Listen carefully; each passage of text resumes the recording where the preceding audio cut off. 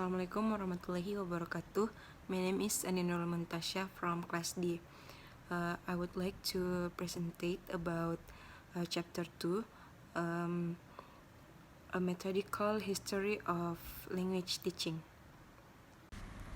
The grammar translation method. In the 19th century, the classical method came to be known as the grammar translation method.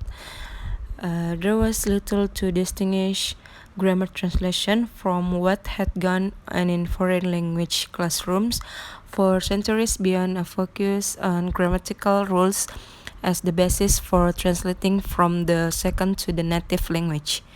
Remarkably, the grammar translation method withstood attempts at the turn of the 20th century to reform language teaching methodology, and to this day it is practiced in many educational contexts. Preder and Sales Marcia, 1979, listed the major characteristics of grammar translation. The first is classes are taught in the mother tongue with little active use of the target language. The second is much vocabulary is taught in the form of lists of isolated words. The third is long collaborate explanations of the intricacies of grammar are given. The next, grammar provides the rules for putting words together, and instruction often focuses on the form and inflection of words. And the next, reading of difficult classical texts is begun early.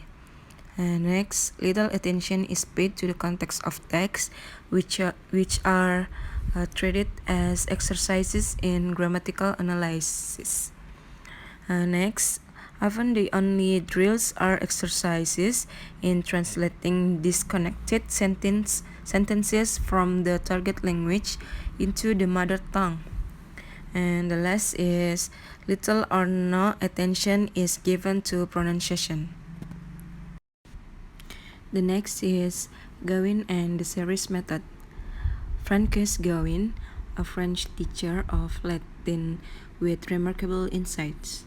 The series method, a method that taught learners directly or without translation, and conceptually or without grammatical rules and explanations, a series of connected sentences that are easy to perceive.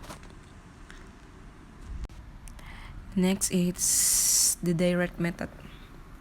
The basic premise of the direct method was similar to that of Gawin's series method, namely that second language learning should be more like first language learning.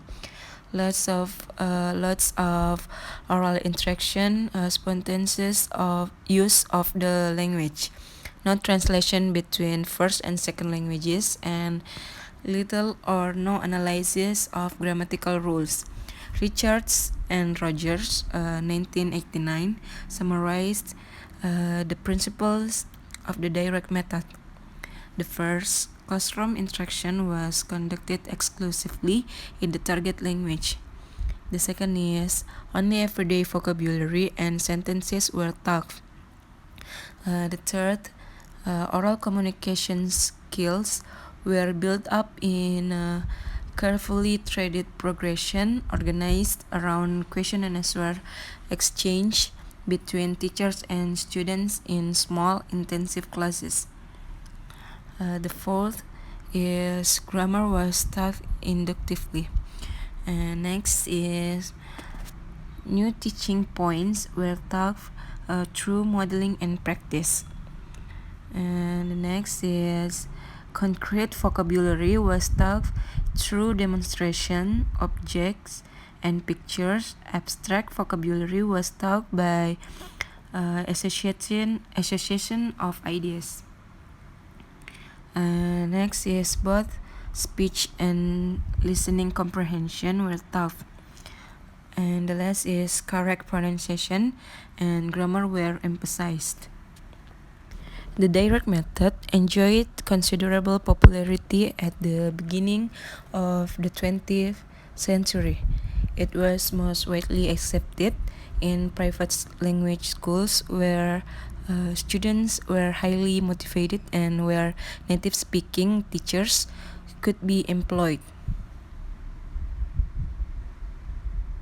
The next is the audiolingual method. The success of the Army method and the revived national interest in foreign languages spurred educational institutions to adopt the new methodology. In all its variations and adaptations, the Army method came to be known in the 1950 as the audiolingual method. The audiolingual method, or ALM, was firmly grounded in linguistic and psychological theory. Behavioristic psychologists advocated conditioning and habit formation models of learning that were perfectly married with the mimicry drills and pattern practice of audiolingual methodology. The characteristics of the audiolingual methodology, or ALM, may be summed up in the following list, adapted from Prater and Sales-Marcia in 1979. The first is new material is presented in dialogue form. The second is there is dependence on mimicry, memorization of set phrases, and overlearning. The third is structures are sequenced by means of contrastive analysis and taught once at a time. The next is structural patterns and are taught using repetitive drills. Next is there is little or no grammatical explanation. Grammar is taught by inductive analogy rather than by deductive explanation. The next is vocabulary is strictly limited and learned in context.